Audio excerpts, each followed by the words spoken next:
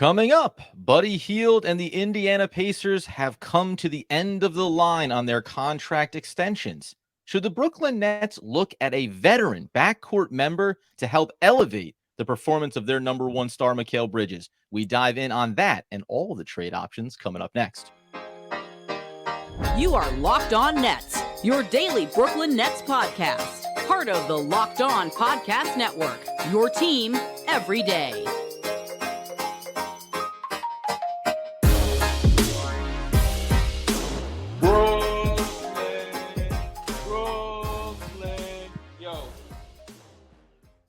Yes, my friends, it is the Locked On Nets podcast right here on the Locked On Podcast Network. It's your team, the Brooklyn Nets, every single day.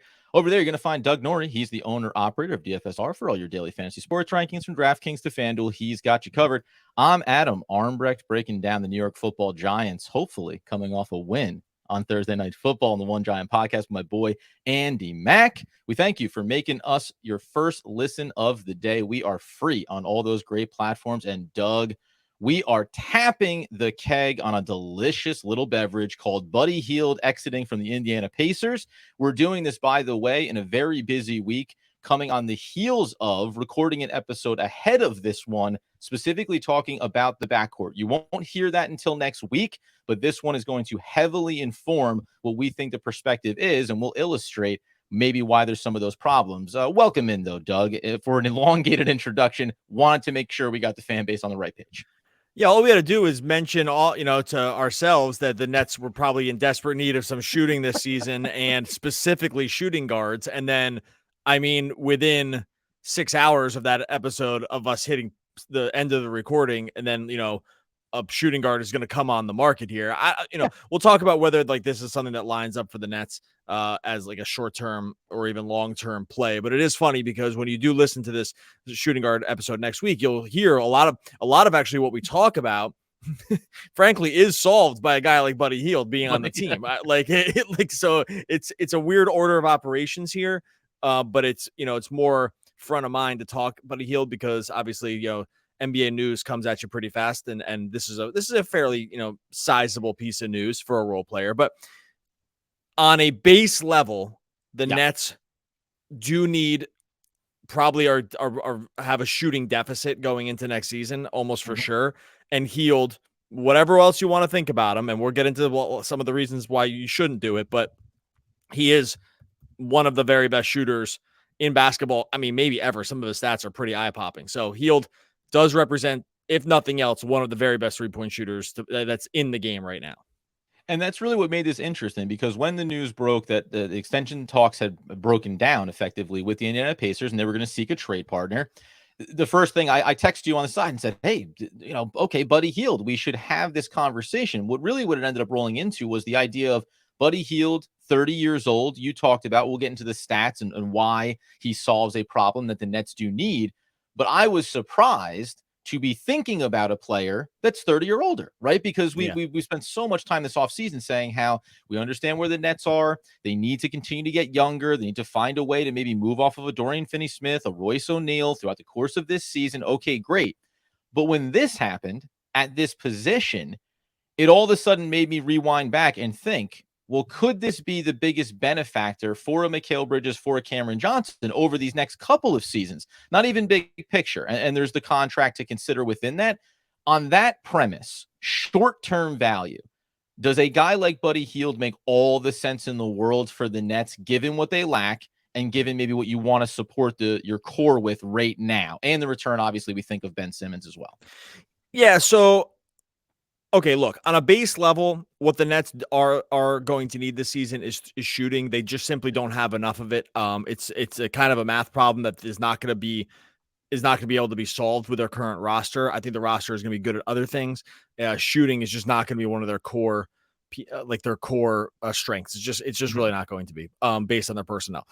Would Hield solve that? Yeah, I do think that the short-term juice isn't worth sort of the long-term squeeze about what needs to be paid out for him. I can see him being much more valuable to a number of other teams that would probably likely push the price past anything that would be even reasonably comfortable for the Nets, because the Nets are not in a position right now I do not believe, or I think we don't believe, to be making short-term plays that cost long-term assets for guys 100%. that just like aren't going to be huge needle movers. Now, I want to go through some of the superlatives for Hield because there are a lot, but I just think on a high level, giving up like even second rounders, and I don't even think this would be enough, right? But I had someone say it to me, like, "Oh, would you do Dorian Finney-Smith and a second rounder for Hield?" And I was like, "Oh, I don't know, maybe." And maybe if you thought you could flip him later, or maybe you do think he's like a 2-year contract ad. But even that, I'm using that example to illustrate that even that would make me feel very uncomfortable because the Nets really should keeping as much of their powder dry as possible. And it Yep. really shouldn't be on 30-year-old expirings, even if the fit probably would make sense for this team. And we are going to illustrate some of the other teams that might be better suited for him, and then discuss how maybe the Nets, as we've said, even going back to that Miami deal in the pursuit of Damian Lillard, how can the Brooklyn Nets be a benefactor even if they don't get that player, Damian Lillard in that case, Buddy Hield in this case? But just to your point, let's make sure that we let the people know. I mean, I'll use this one and then I'll let you take over in all the other superlatives. Last year, Buddy Hield shot 42.5% from beyond the arc on 8.5 shots from three. Yeah. And his volume has been there year over year. He hasn't taken less than 8.5, 9 shots a game going back to 2019-20. He's bounced around, obviously, a lot from the Pelicans to the Kings and then to Indy, ultimately splitting his time in between there along the way. But he is, as you'll learn next week, if you didn't already know, the kind of one-to-one replacement for production like a Joe Harris, for production like a Seth Curry, when we think about the perimeter shooting that the Nets maybe desperately need. And we can bat around how it benefits the team, but it's pretty straightforward. You need to be able to help space the floor, and this is a guy that could do that. Hit the other stats before I do want to drill down on the contract situation with him and why that's a deterrent for Brooklyn as well. All right. Just before I get to a couple of these stats, you are correct, right? It's like that 3-point shooting, which I'll get to in a illustrated with. Then there's actually just really one stat that'll illustrate it the most for you. But like when you do look at these numbers, and when you look at like sort of like what he's been able to do at every stop of his career, personnel independent, right? You mentioned he hasn't played on a ton of teams. Like he's only played on 3 teams. He was early in that Boogie Cousins trade when it came to the Pelicans. He was on Sacramento forever, where remember he was talked about like what seemed like forever that he was going to go to the Lakers, right? That he would have been like this perfect fit next to LeBron, that he would have been like a really good LeBron match because he can play off ball. He could just snipe threes. LeBron would always find him. They could never seem to get it done. Now the Lakers are kind of stacked and don't need to do it. He still probably would fit. Right. So the teams did not change a lot, but the personnel around him changed a decent amount on those teams that he was on. And the 3-point shooting just sort of stuck the entire time. So I'll give out like one sort of eye-popping number here in a second, but I did want to say that. We'll get into that here in 1 second. First, I'm going to tell you about our friends over at Bird Dogs. We've been telling you about Bird Dogs forever. That's because Bird Dogs are just the most comfortable short I've ever worn. It's not even close. Bird Dogs sent these things in the mail before the summer started, gave us 3 pairs. These pairs of shorts for me have been in such a heavy rotation over the summer that it's really just the best superlative you can give. It's like, I just simply don't take the Bird Dogs off. Point stop. They're the most comfortable shorts. The reason you don't take them off really is because they're literally good for anything you want to do. You want to go just get active. The Bird Dog, it's a khaki looking short, but it's very, very flexible. Go do a workout. You want to go out for the town? Wear your Bird Dogs. You want to go golfing? Wear the Bird Dogs. You want to jump in the ocean? Wear the Bird Dogs. Literally every situation works for Bird Dogs. This is why it'll give you the sculpted look too. This is why we really haven't taken these things off, and I don't plan on taking them off even when the weather gets a little colder. Right now, you can get yourself into some Bird Dogs too. You go to birddogs.com/lockedon, or you enter the promo code LockedOnNBA, or enter the promo code LockedOnNBA at checkout. You're going to grab a free Bird Dogs water bottle as well with that order. That's just putting some cherries on top. That's birddogs.com/LockedOnNBA for a free water bottle at checkout, folks. Get the Bird Dogs. I cannot say this enough. It's wife approved, Doug approved, everybody approved. Go get some Bird Dogs. You won't want to take your Bird Dogs off, we promise you.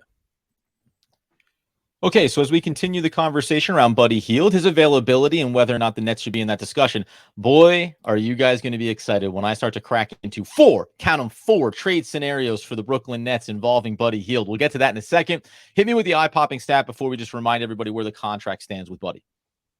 Any guess where Buddy Hield ranks all time in 3-pointers made? Oh. All time. I'll loosely say top 50 just to feel like I come close to something. 29. He's 29th Wow. all time. 29th all time in 3-pointers made. He is He should be some active leader. superstar's key, guy on his roster that he takes everywhere with him, right? With that type of stat. Well, here's the guy. This is the list. It's right. This is the active list, right? It's Curry, Harden, Lillard, then LeBron. That's a straight up. That's straight up volume thing. Clay, obviously. Kyle Lowry. That's a volume piece. Just been around forever. Paul George, Eric Gordon. He's almost out of the league. KD, Wes Matthews, almost out of the league. Buddy Hield. So Buddy Hield's probably going to end up here.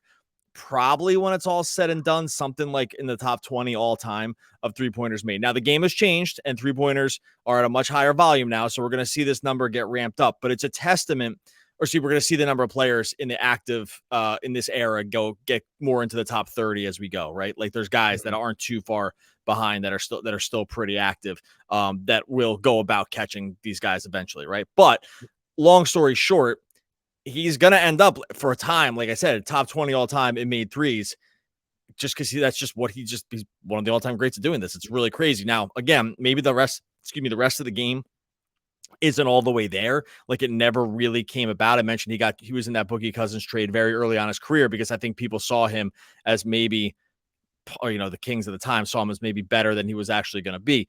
But for this specific skill, there are not many other guys that can do it on the level that he's done it. Now he's never been in the playoffs, and there's other problems here. But if you're just looking like the straight up 1-to-1 skill, you can't name 4 other guys in the NBA that do it better.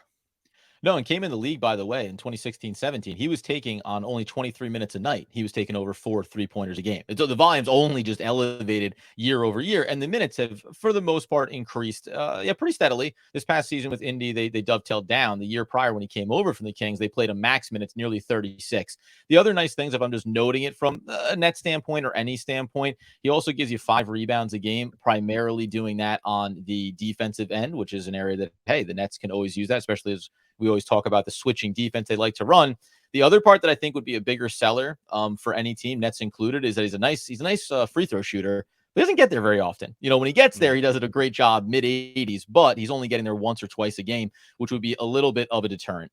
On the contract side of it, just so we clarify, $19.2 million for Buddy Hield right now, and that contract was signed a couple of years ago. So there has been some sentiment around the negotiation stalling, that there is a world where the Pacers say, we give you a pay bump like they gave to Miles Turner to keep him around, and then you try to sort it out later, right? Maybe just bring him up to where he should be relative to where the market is now and following a new CBA agreement.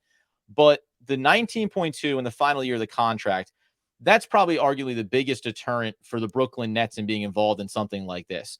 Because you bring in a rental, but you're probably signing up for this year.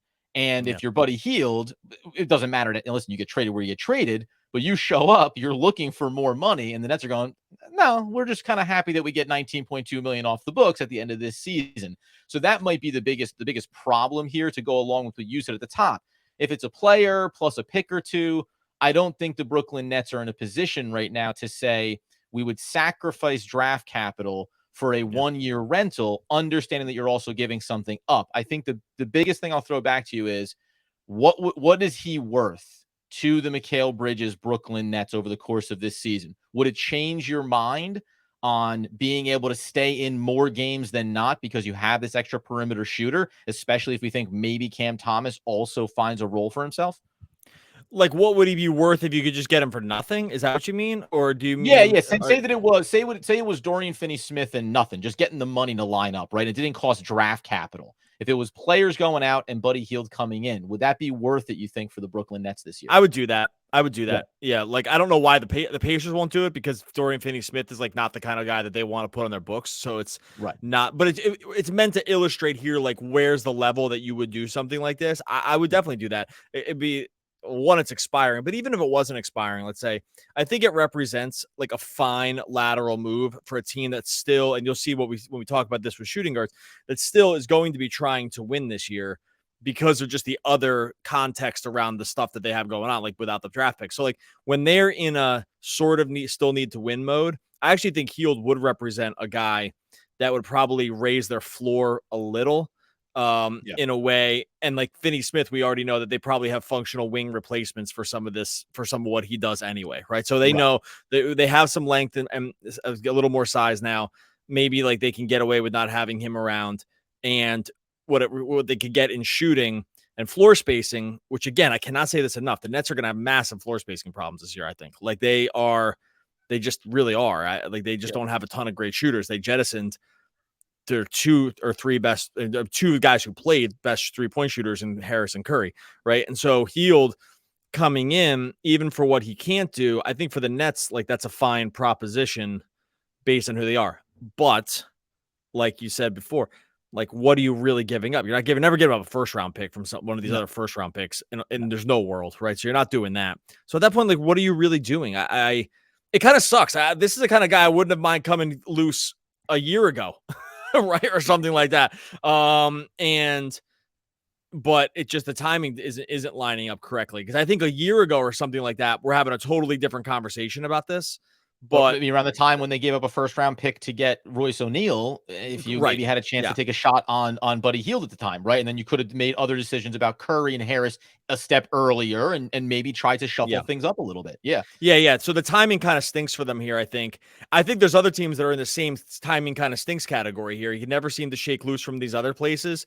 And like I just mentioned, the Lakers, like they might be looking at it the same way. It's like, man, this would have been nice a year ago, right? Or 2 years ago, but it just never came to fruition. So the one last thing, from a Nets perspective, maybe the one way, if you want to go down this road, would be, what is the number to put you on, up you this year, and give you a contract going into next season when he would be 31 years old? But again, putting everything on this timeline of over the next couple of years, maybe becomes a flippable asset. Again, Nets would want to keep that money exactly where it is or lower from a salary cap standpoint. Maybe that's the palatable way that they would go about it. With a handful here of trades, there's some fun ones as well. But let's go ahead and just knock off this Lakers one real quick, because I think that is the team that was often tied to him. This is the non-Brooklyn Nets end up with Buddy Hield. But what if the Lakers ended up with Buddy Hield and D'Angelo Russell made a return to the Brooklyn Nets? Would that be something that would entice you, Doug Norrie, if we got him back in the backcourt, whether it's Dorian Finney-Smith, Royce O'Neal, right? You know, there's only a couple of guys the Nets can send out money-wise back to the Pacers. This would come with some level of draft cost. But would that be enticing to you to bring back a player like D'Angelo Russell? Can't be officially traded until October 5th, but you'd be talking about getting a guy with just 2 years left on a contract at $17.3 million. No, I'm not interested in that. I know, like with D'Lo, how you responded. Yeah, no, I just have no interest in that. I think we've seen what D'Lo is. Like the Nets, boosted his value tremendously in the time that he was here. Let him cook in a way that like really helped his career, like go and got him basically max money. Right. Yeah. But like he's shown that he's really not that guy. These are not the kind of swings that I want the Nets to be taking right now. I just don't want these like sort of post hype guys who just are going to be the wrong side of the age bell curve and stuff. This is where the Nets can't be living in this area right now. Again, they're in a really unfortunate spot about controlling their own fate, which does make this very tricky. Like this is going to be an incredibly difficult needle to thread for Marks and company. I really question how much they're going to be able to do it, or be able to stick with it. But that is just not the kind of move that it's hard. You can't get excited about something like that. No, I wasn't when I was punching it up. That's why I knew it wasn't going to go well. And by the way, that would actually be the scenario for the Lakers and Pacers to do work 1-to-1. You want D'Angelo Russell, he's a little bit younger, whatever, gives you some value back. They could sort that out themselves. Coming up here in a second, though, I've got some more juicy ones, including maybe the Brooklyn Nets taking a risk on another high injury player that could have some upside. We'll get into that in just a second. All right, before we get to that, can I tell you about our friends over at DoorDash? Look, life's all about convenience at this point. You need things when you need them, and you want to make sure you have a way to get them when you need them, so you don't have to hassle it. You don't want to go going out to the grocery store. It's 2023, people. Get with the program.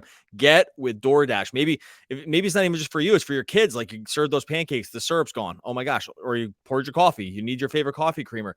Don't make an emergency run. Have DoorDash do it for you. You might be used to having DoorDash bring you just, the fast food, the takeout, the restaurants, all that other stuff. Well, now they're doing grocery delivery as well. Thousands of grocery stores to choose from over at DoorDash. You can find the best one in your neighborhood, boast a local economy with each and every order. Plus, right now, you're going to get 50% off your first DoorDash order up to a $20 value.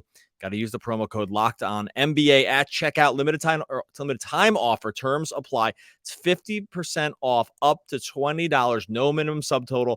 Zero delivery fees on that first order when you download the DoorDash app in the App Store and enter the code Locked On NBA. Don't forget this code Locked On NBA for 50% off your first order with DoorDash. All right, so rounding out the conversation, not just around Buddy Hield and him becoming available, but how do the Brooklyn Nets try to improve themselves ahead of this upcoming season and maybe as something we've discussed all offseason long, a fringe benefactor? So I've got a handful of these, Doug. Some maybe more high profile, some not so much. Let's talk about, I'm just going to knock off, you stop me when you think it's a very interesting one and we can dive a layer deeper. The Boston Celtics are currently dealing with maybe a little bit of malcontent in Malcolm Brogdon, who was dangled as a trade piece over the course of the summer. Would you put Buddy Hield over on the Celtics and get Brogdon onto the Brooklyn Nets, sending out the likes of Durant, Finney-Smith, and Royce O'Neal in the process? Oh, buddy, I don't want to say no to everything you're going to say because I feel like that's not going to be whatever. Don't worry. This is going to get fun and exciting as we move along. Some of these are I think some of these are a test. Now, Brogdon at $22.5 million. Although, again, Brogdon's another guy where it's like, hey, the Nets could probably use a guy like this. Like, this is so hard, man. The Nets are in such a weird spot. I feel like we're going to go all season long with this because I think in a perfect world, the guys you're not D'Angelo Russell probably. No. But like Brogdon on an expiring next year, you might be off Dinwiddie. 1 year stopgap. He's kind of injured a lot, so that's a problem. But like, are these the kind of guys that the Nets probably will need? Yeah, they're going to need some guards who can shoot. Like at some point, they're going to need some of these guys. So like on a base level, I don't actually disagree with this. But the problem, again, we're going to run into time and time again, is like for what? Right? Yes, for what? Yeah.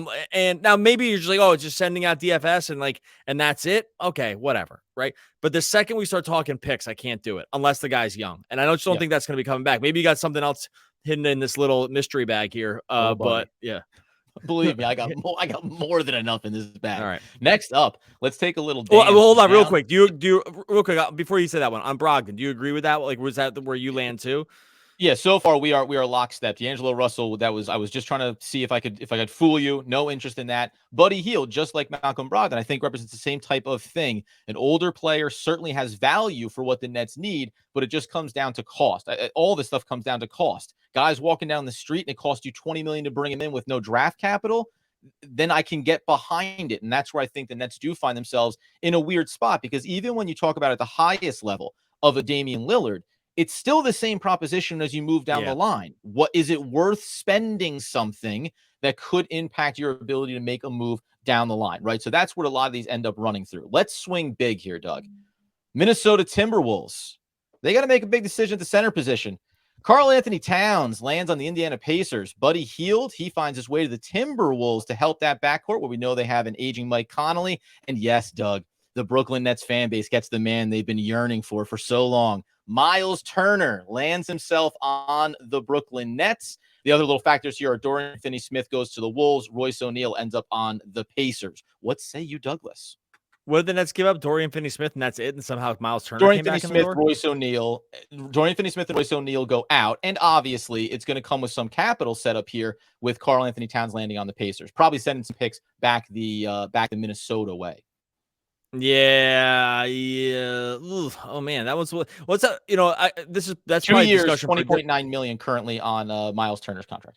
Yeah, so I mean that sounds like the Nets aren't giving it up enough for Miles Turner, so like I don't think it's realistic. But what I will say about this is that Turner is the kind of guy that we're going to be talking about this season when the Nick Claxton contract stuff starts coming up, right? Yeah. Like, and when it's like, well, what to be done with Claxton here? Because he's definitely in line for a huge pay boost. Whether or not the Nets see that as like the guy that they want to kind of give a lot of money to for their current timeline, that will be a fascinating discussion that we are probably going to end up talking about a ton, because that is actually another one where I'm like, it's not so clear. Like, I love Claxton. But you're going to invest in him to survive through the growth era to be on the backside of it, right? And he's kind of a guy that needs to be with other kind of different kinds of players here to like make sure he can capitalize fully on his skill set. Maybe we see something else in terms of growth for him this year. But so I don't think that's actually realistic for the Nets to like not send that much out and get Miles Turner back. But But I will say, for sure, we are going to be having a lot of center talk this year because what's going to be done with Claxton. Like, I'm not exactly sure about that. This season's going to tell a lot about that, I think, for him. 1 first-round pick, 2 first-round picks. Would you have a cap that you would set in a Miles Turner deal like that? 1 year left on his deal. I got to think about that one. 2 years left. He's got this year and next year, and the money decreases. Yes. 27. I probably would think about that. Yeah. Just to give a little context, because I think that you have to. That's what you're dancing in, and then for you're saying you're attaching draft capital here, right? The problem One of these here, deals are happening in a vacuum where the Nets end up with this is the last Turner one. and give away Royce O'Neal. Yeah. And Durant Smith. The last problem with this is that every pick that goes out for this like middle tier kind of guy that we'll call like Turner is a pick you can't use when the theoretical Giannis sweepstakes start, right? Or like or other insert other superstar sweepstakes start. Like when those start, the biggest kick in the you-know-wheres would be if you stared down the barrel of like having a chance to get one of these all-time kind of guys in the door and you used it on a middle tier guy like that. Right. It's a little bit. It's like sort of like, oh, when we used a first round pick on Royce O'Neal, I'm like, I like Royce O'Neal. I like the idea of a first round. I like first round picks more. Right. So, it's like those kind of situations that make those tough pills.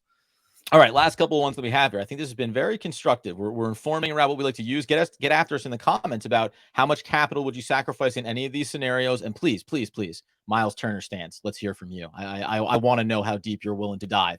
Let's take a look at this one. Is an interesting one, I thought, because it's an injury player that's been injured, has not played since January of 2022, has 2 years left on his contract. And this maybe would be productive in the sense of getting a depreciated asset that you maybe could turn around into something, including more draft capital. Would you be interested in Buddy Hield ending up on the Chicago Bulls if, as a byproduct, you took a chance on the injury-plagued Lonzo Ball? The Nets get Lonzo Ball? Sorry, yeah, I'm like, and you give out, and there's capital going out here. Way too dicey. That guy, he might never play again. I know. 2 years, $20 million left on his contract, similar to. Oh, so you're saying like Nets are like, hey, we'll take your contract because we think the Bulls are totally done with you. I mean, Bulls applied for an injury exception with him. Like they might think he's dust. I mean, there's been like talk about whether or not the knees are ever going to come back. Yep, it's too much injury, I think, for him. Player option 2000. I mean, it does. It's funny because he's 25. It does represent like the kind of guy the Nets have taken some stabs on before. That one's interesting. It's the first one in the age range, right? First time in the age range we're talking about getting younger. Now, again, very big injury concerns, but maybe the price point isn't so much where you say, hey, after next season, we're clearing off this money either way, right when we're on the timeline to want to have full capital freedom and have a lot of draft picks. He's one of the reasons that the Bulls. I can't remember which podcast we talk about this now. The Bulls have like sort of walked into the Damian Lillard door, right? It's like, because, and we mentioned that, it's like, that'd be interesting if they went for that. But he's kind of like one of those money guys that helps line the money up where if the Blazers can eat it for a year, it's like, hey, he's off the books, and maybe he's a reclamation project too, or whatever. That's interesting. I think the injuries are probably so bad. I don't really know. It seems pretty bad with him. It's unfortunate. But it does represent the kind of risk the Nets have taken in the past. That one's interesting. Last but not least, there was a scenario, by the way, where I tried to work it where the Brooklyn Nets got Bruce Brown back onto this roster. That's right. Oh. Return our fallen hero. We would have loved it. But no, the last one I'll actually just point out here is actually the Houston Rockets. There's already been discussions. Jackson Gatlin for Locked On Rockets has already tapped into this conversation. Would you be the byproduct, taking, as we discussed about with everything going on with him, just being the dumping ground to ultimately clear money off in the Kevin Porter Jr. contract? Buddy Hield ended up on the Rockets. And this is a scenario, maybe you're talking about sending Spencer Dinwiddie to the Pacers. Now, this opens up roster holes potentially for the Nets. A lot to do with Ben Simmons' health, a lot to do with Cam Thomas's role. But this would be the lowest cost, lowest price point, zero risk if you don't even want to have him on your roster. And the Nets just put themselves in a position to clear off money more quickly and maybe even catch some extra draft capital in the process. Yeah, I saw Jackson propose this to Rockets fans where he was like, is this plus is how much capital will we send out to get him back? Right. Like it was like how much plus Porter, because those contracts are like almost 1-to-1. Yep. Yeah, I thought that was interesting. if the Nets were the third team in there. I mean, that's again with Porter, they would have to make sure they got some stuff back. But that one strikes me. That one strikes me more as like 1-to-1 deal between the two teams, and like you just send the picks, right? So where the Rockets are concerned. But and I think that's the scenario where maybe the Nets, Spencer Dinwiddie being involved somehow mitigates what the Rockets have to give up in that process. Yeah. So you make it a little bit of a lighter lift for them to end up with Buddy Hield. In all of these conversations, as you see, multiple trades, a couple of them at the highest level, not really too intriguing, but the model of player. Be here next week for that episode, because this is what the Nets lack. You want to be able to improve that perimeter shooting. You want to be able to take flyers on younger guys. There's probably another handful of teams that would be interesting. This is what I still say what the Nets need to do this offseason. When trade talks come up, the Nets need to sniff around. How do we become a benefactor, if not as the primary, as a fringe team that helps move money, helps move draft assets, and gets younger and continues to build up their treasure trove for the likes of a Giannis if he ever shakes free. And the great thing about the NBA is just another week goes by and one of these guys is on the move. This was awesome. I love the NBA. Like the NBA is the games are the best, and the second best is the guys that might be moving around. Those are the two best scenarios you can get with the NBA. Like we said, go listen to this podcast. Obviously, you already listened, but make sure, just remember that the Shooting Guard podcast, the Shooting Guard podcast that we did we did record that before the Buddy Hield thing. So you're not going to hear Hield. I'm all over the place here. Hear Hield mentioned. But we were thinking he was in our hearts at the same time. He was in our hearts.